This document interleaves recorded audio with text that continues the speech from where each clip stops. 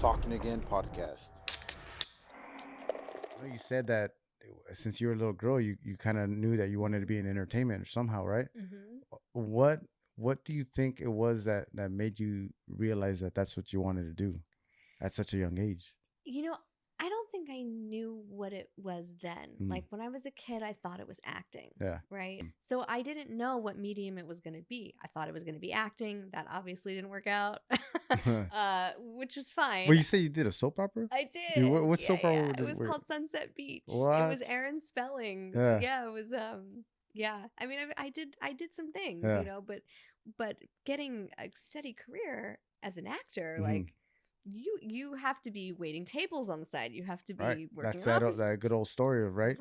Like bartender waiting tables. that was me in my early 20s. That was what I did. Yeah. I thought for sure, you know, if I keep doing this and I follow all the rules and I take every class and I go on every audition and I eventually something's gonna hit. And yeah, like things would break every once in a while, but certainly again not a way to make a living. And then I realized it was weird. I traveled down this weird path through that, and then it was I was doing stand-up comedy, which is what got me into writing. Yeah. And then writing eventually got me into writing screenplays, and that eventually led me into the world of entertainment journalism. And now I am really living like this dream life in this dream career that I didn't even know existed. I never would have picked this. I didn't know. Yeah. But I trusted the journey and just did what I knew how to do and put my heart into it. And thankfully, like, you know, if you knock hard enough, eventually someone's gonna open a door.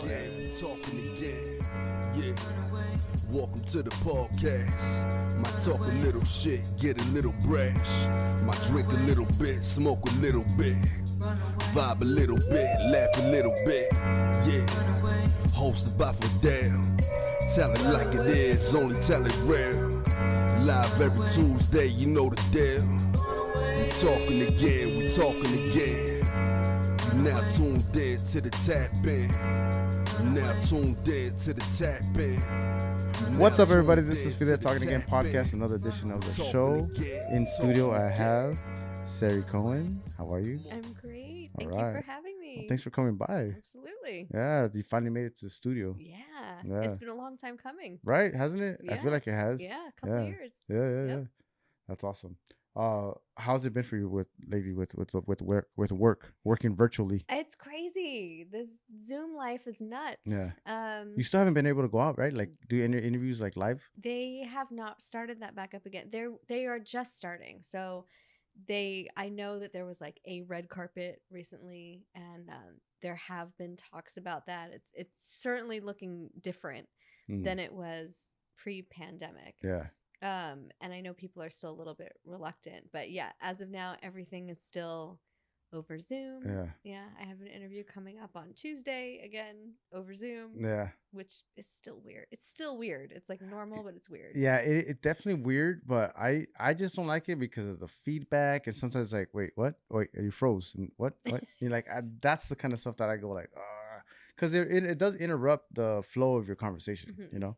Yeah. And that's why I do these live, because if anyone's gonna interrupt the flow of the conversation, it's gonna be us, Yeah, right? Right? Or if we have somebody backstage or behind the scenes, right?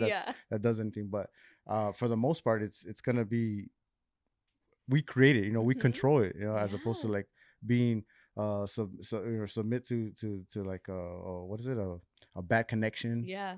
I don't know. The technical guys. Yeah. Yeah. I don't like that. That was a really hard adjustment for me, because we were talking before, the art of the interview is all about connection. Right. And when you're in person and you're looking in someone's eyes and you're having a conversation, it's about the connection that you have. Yeah. And so what happens when you don't have that? How do you interview people when you've got a computer screen in between? It's not the same. I know you can see them right there, and you see their eyes, and you see their mannerisms and whatever emotion they're showing by not saying anything. You can see it, but it's not the same. It's not the same. And there was this weird, awkward transition at the beginning. Like everyone was awkward. Yeah. No one knew what they were doing. Right. It just got real weird. What's scary though is how people are getting so used to it and comfortable with it.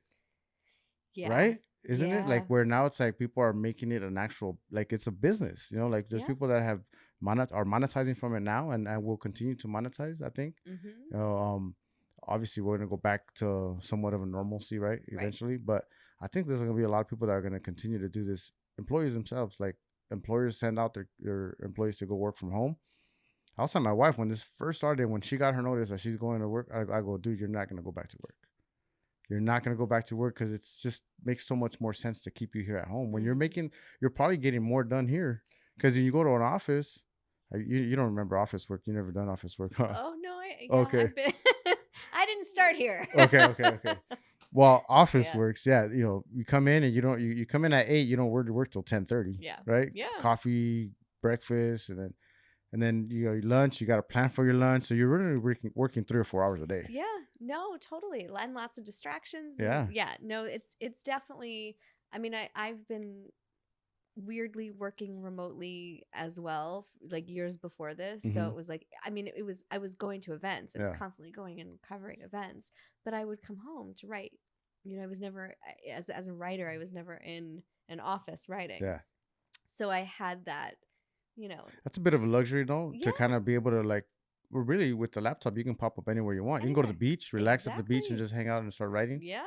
Did you ever do that? I have, although it's very distracting. Is it? There's been like times where, so I covered the Latin Grammys a bunch of times, and they're certainly there when you're turning out content, or any award show really, where you're in the media room and like that stuff has to come out real quick. Yeah. It's distracting, especially like Latin Grammys is Vegas, and there's a lot going on. And is it always in Vegas? Yeah. Oh, okay. I think I thought it was here in the SoCal. In Miami. I feel like it was. Yeah. I want to say like the last one or the one before might have been in Miami. Yeah.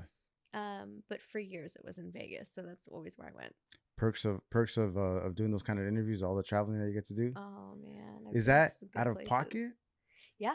Oh, that sucks. Yeah, because it depends on your outlet, but for me, because I'm an independent contractor, so I get paid per article, per project, per job that I take, every job that I take. So yeah, everything is, I pay out of pocket. Yeah. Well, as an independent, you get to write it off though, and all You're that. right, exactly. So it's like a paid vacation sometimes. Yeah. So it's coming. Yeah, I'll get reimbursed for it, but it's gonna come out of pocket. You'll make first. It work, huh? If you get a good accountant. I have one. Well, and you have to hustle hard. I mean, before this, I always say I was working 7 days a week. 24 hours. I shouldn't say so. 16 hours was like a normal day for me. Wow. And it was not in writing though, and doing. It was everything. It was from the start of the day. From the time I would leave my house in Irvine, cover an event in LA, get everything I needed, come home, write the story, and get it out in time for it to be relevant. Yeah. 16-hour days, 7 days on end, and I wouldn't even think twice about it. I love it. Yeah. I certainly I always tell anybody, like, listen, if you ever want to get into entertainment reporting, do not do it for the money. You're not you're in it for the passion and the love and what you get to experience and what you get to share with the world and all of that. But yeah, it's you're basically hustling just to stay above water. Well, no, we did talk about that earlier on the live when we did it earlier. That you can definitely tell that you're doing it for the passion. You can see it in your interviews. You're always smiling, very organic, very genuine. That's why I really enjoy watching your videos. Because I'm like, this isn't someone that's just doing it to what did we say earlier, to get famous, right? It's just like because they genuinely love what they're doing, and you love to feature and showcase artists, or right? Thank you. Yeah. That's the biggest compliment to me. Thank you. Because it's the truth, and I'm glad that I'm happy that you see that. Yeah. Yeah. It's not fake.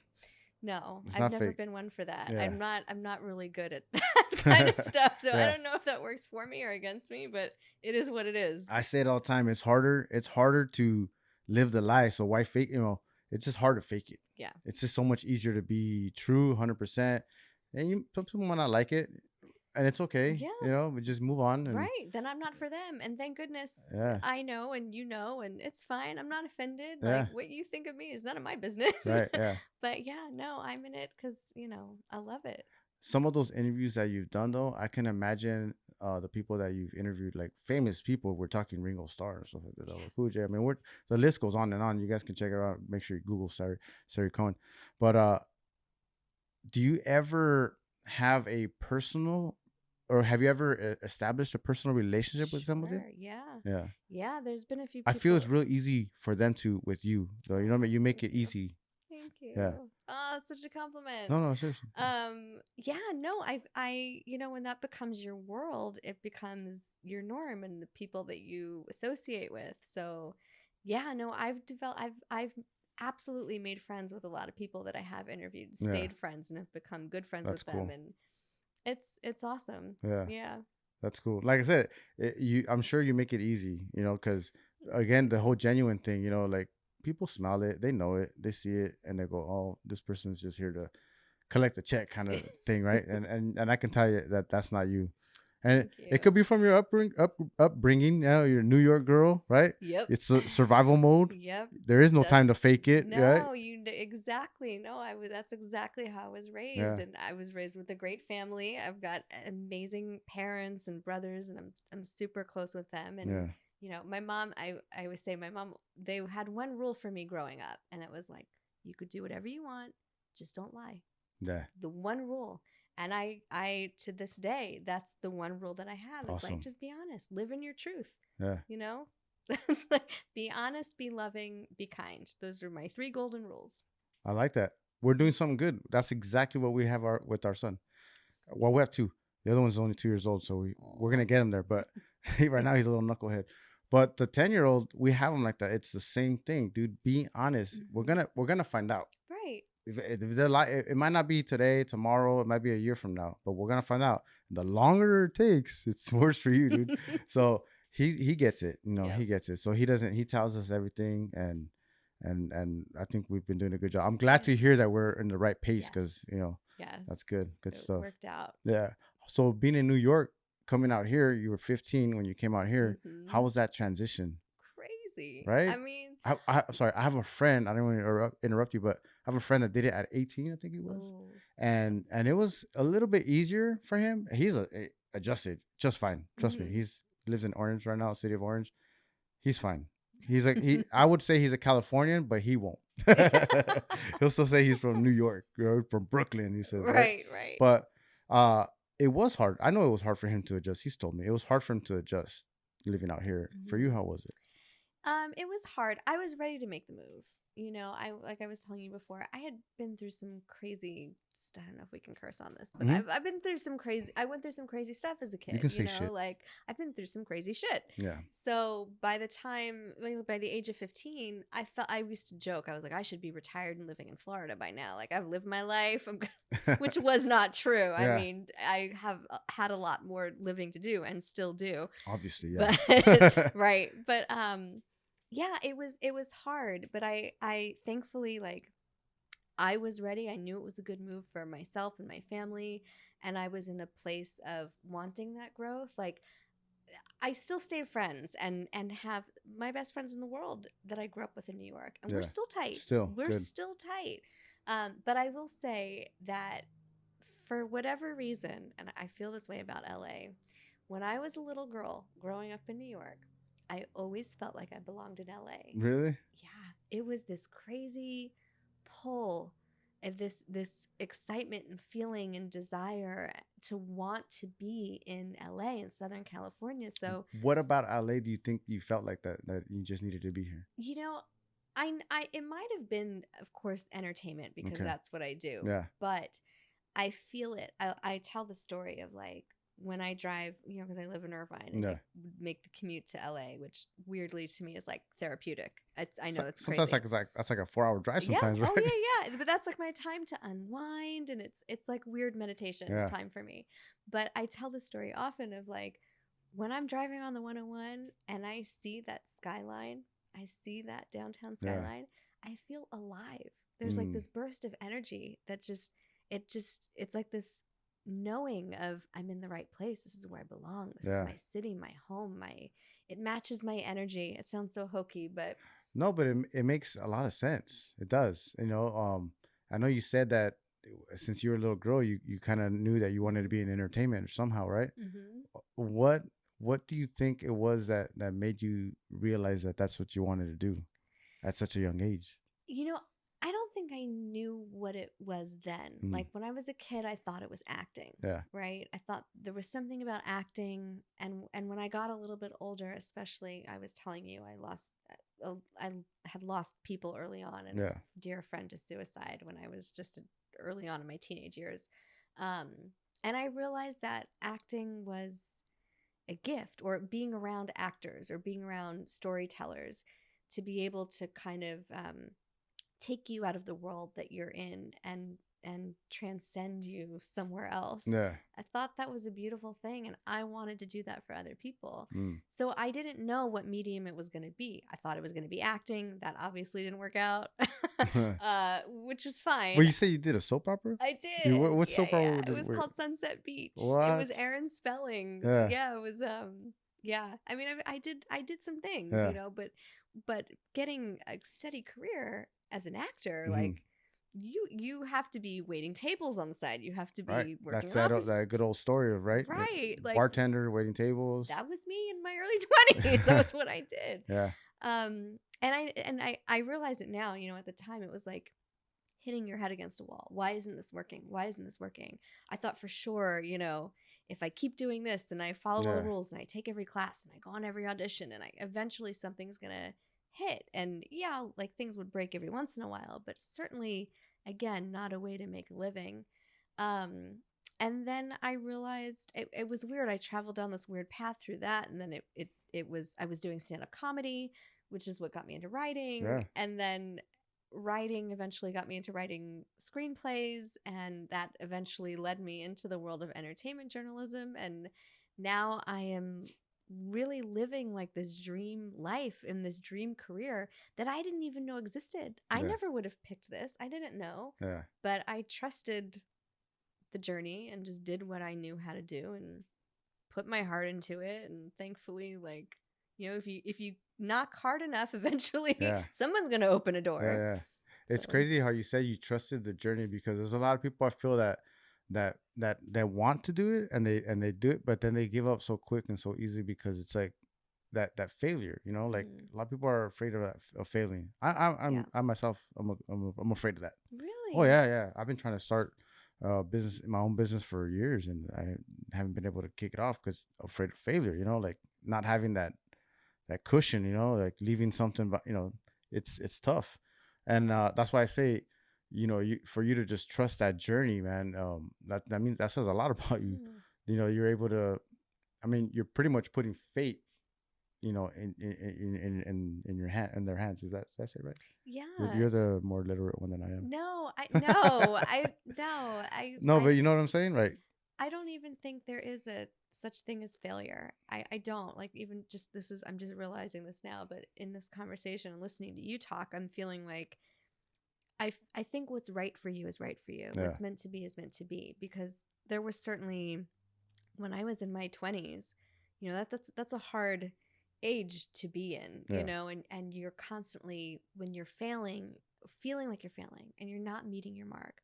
Why aren't I here? I'm this age. I don't have this. I don't have that. I'm not married. I don't have kids. I don't have a house. I don't have a steady job. You know, those things can. It's that New York mentality. Yeah. Well, yes, true. That's true. Yeah. But all in, I mean, that can really, really tear you apart. And for me, all it took was one life-changing event. And that was, we kind of talked about it before, but I say this a lot. It was almost losing my mom. Yeah. And that put everything into perspective, where I didn't care at that point in time. Nothing of status mattered. Like, what I had in material possessions meant nothing if I didn't have my mom. Yeah. And after that, like, thank God she survived, and it took a lot of years getting her back on her feet. And in that time, I certainly lost everything. Like, I shouldn't say lost everything, but all the things that I thought were important to me kind of just, you know, fell away. But it was after that I really realized, like, if it's not life or death, what does it matter? Yeah. Who cares? Yeah. Enjoy the ride. Live your life. You know, do the things, fill your life with the things and people that make you happy. And the universe will align where you're supposed to be. Yeah. That's heavy, because there's a lot of us that, and I say us, I say very confidently, that are like, is it though?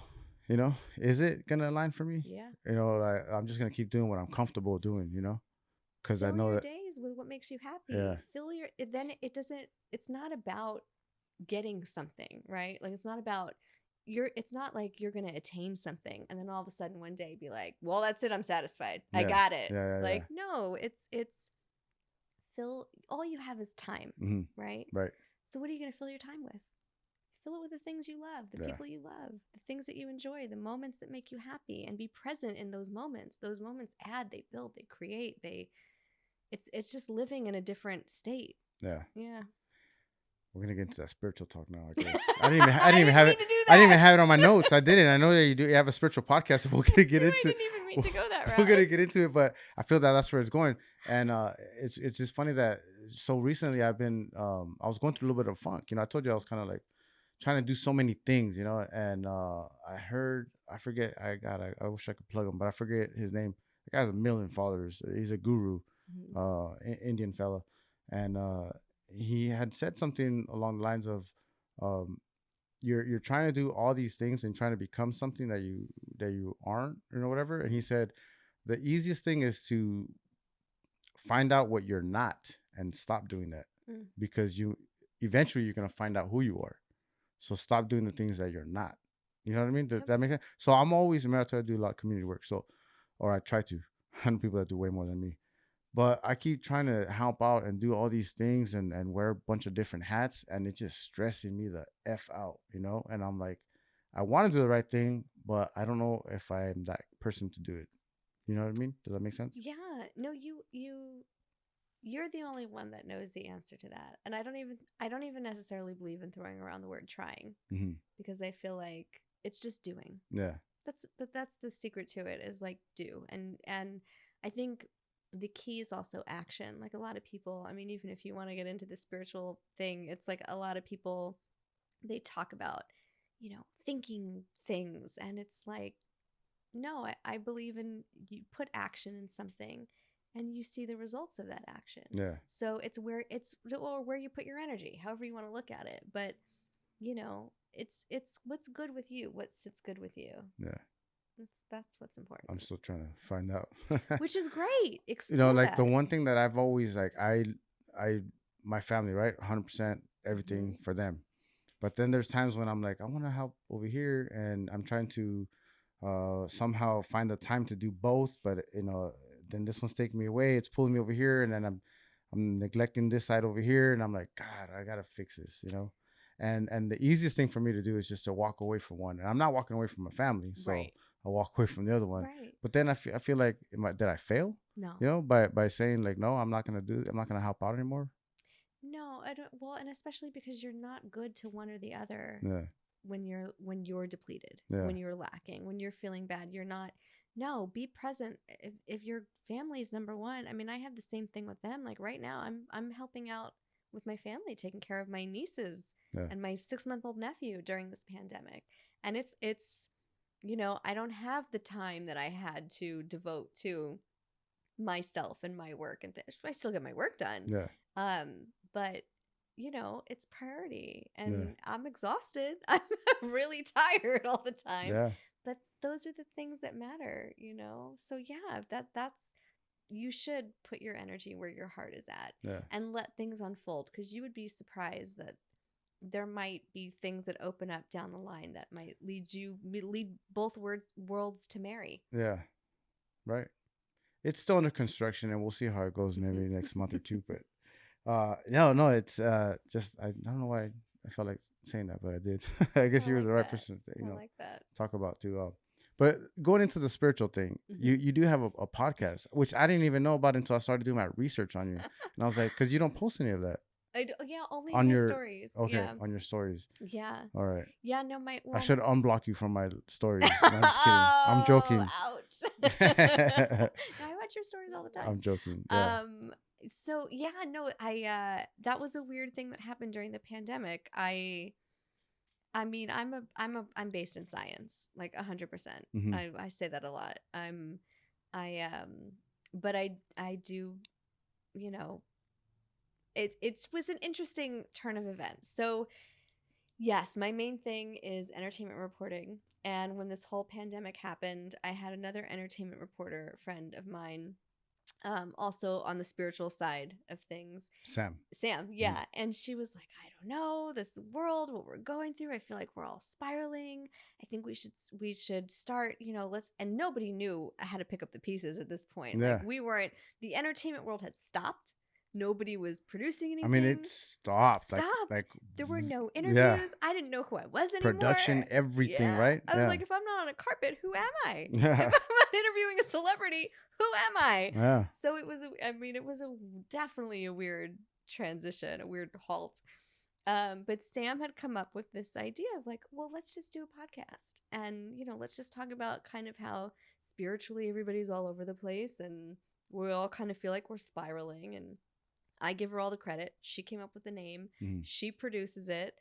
I co-host with her, and the idea is just talk to people in the spiritual world or community about relevant topics and things. And what I appreciate about it is that it's really helping people. Like, my job is not to judge. I'm not going to judge anybody for their beliefs. My job is to hold a conversation with someone and let them tell their story. Like we were talking before, the conduit. So, whether I agree with the guest or not, it's not my job to like agree or be a skeptic. It's just to have a conversation. And hopefully it helps people, which it is. That's the best part of it, is we've gotten so much feedback from people that have found peace through our guests. And that to me is like, if I can help somebody through that, then I'm doing the right thing. It's funny, I'm a science guy too. I'm like, I want to, hey, that thing just fell over, did you feel that? And I go, no, it was the wind. Right. Or the curtain, whatever. Like, I'm that guy too. I have, everybody, like even my own family, like they're all into like spirits. And, Latinos are like that, right? Except for me. I don't know what happened to me. But I'm started to like slowly like, all right, like I heard the numbers one, the most recent one that you guys had on. Oh yeah, numbers guy. Oh yeah. And I was like, wow, that's interesting. Like, and it does make sense. But for the longest time, it was always entertainment use only for me, right? Right. Horoscopes, all that stuff. Right. Like I still don't know much about it. But it is interesting, and I'm starting to like. I'm definitely gonna listen to. I gotta go back now and listen to all those other podcasts. We're coming up on our 50th episode. I got That's time. How long we've been in lockdown? Yeah, once a week are you guys doing it? Yeah. Okay. Yep. Wow, that is a long time. 50 weeks. Yeah. That's over a year, almost. Yeah, almost a year. But yeah, I'm gonna go back and listen to all those because I'm interested. I want to find out what it's all about. I'm a science guy, but there's got to be something to the spiritual thing. I think there's got to be something. The thing is that like we don't know. Yeah. And to say that we have answers to everything, I think is just not correct. We don't know. We have no idea. I don't like anyone that says like I already know the answer. Yeah. Like again, I'm on the side of science 100%. Yeah. I think I'm really into quantum physics, so I think quantum physics has a lot of answers for a lot of things.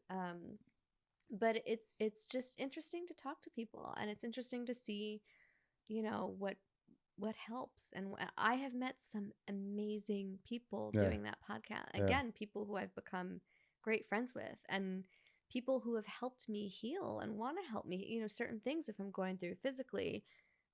Amazing people who are really quick to guide me and aid me, and just it's been a great experience. Yeah, that's another thing, is you learn so much from these podcasts and these conversations that we have. Again, putting the phone down and just talking to people, right? Yes. Even though I know some of yours are mostly on the phone, or you guys have in-person interviews? No, they're all over Zoom. We talk to people all over the world. Okay. So yeah, we record over Zoom and then post on YouTube and all over every podcast platform. And Instagram. All right. Yeah. Well, there is, like, again, you gain something from every conversation. Right. You may not be able to obtain. I'll tell you right now, for me, not everybody's different, but I may not obtain everything that I had a conversation about, that we talked about. Like, I don't remember how I even opened the show today, but there's certain things that I will. That might be the tequila. It might be the tequila. But there's those important things. Maybe it's that arc that you were talking about earlier, right? And then maybe that I don't really get it too much in present time, but somehow it comes to me.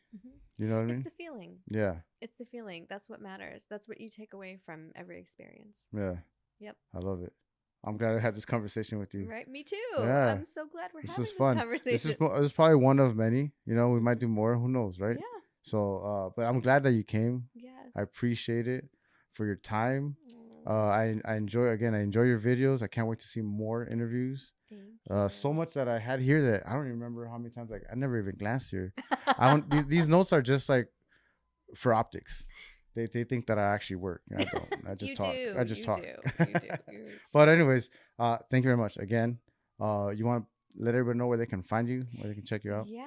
No, you can find me on Instagram under The Savvy Scribbler. We're joking about. I made it as difficult as possible. Yeah. TheSavvyScribbler. Bam. Scribbler. Yeah. I'm a writer. What can I say? I'm gonna add all this to the show notes Yeah. too, but I just enjoy listening to you say it. Yeah, it's amazing. And I write for INLOVE Magazine. We're Right. digital and in print, and we're a seasonal magazine. I could hear the Yeah, it's gonna be hard to get denoise that one, but I'm it's like, there. They're Yeah. coming for me. They found you. They must have found you. So I am head writer and co-producer of the magazine, and then I'm also host, on-air correspondent and producer for Hollywood First Look. We are on cable, and then you can find our segments on YouTube. Yeah. So There you go. yeah. And then your website? Oh, thesaricohen.com. Right, I made none of the names match. So Yeah. on Instagram is different, website's She just different. wanted to make you guys work a little harder. so. Totally, it's worth it. It's Yeah. worth a dig. And then Twitter is ask_Sari. Love it. I love it. Well, there you guys have it. This has been a great interview. I love it. Thank you again for coming on. I appreciate your time. Thank you for having me. This is Fidel signing off. We'll see you guys later. Hosted by Fidel. Tell it like it is, only tell it real. Live every Tuesday, you know the deal. We talking again. You now tuned in to the tap in. You now tuned in to the tap in. You now tuned in to the tap in. We're talking again.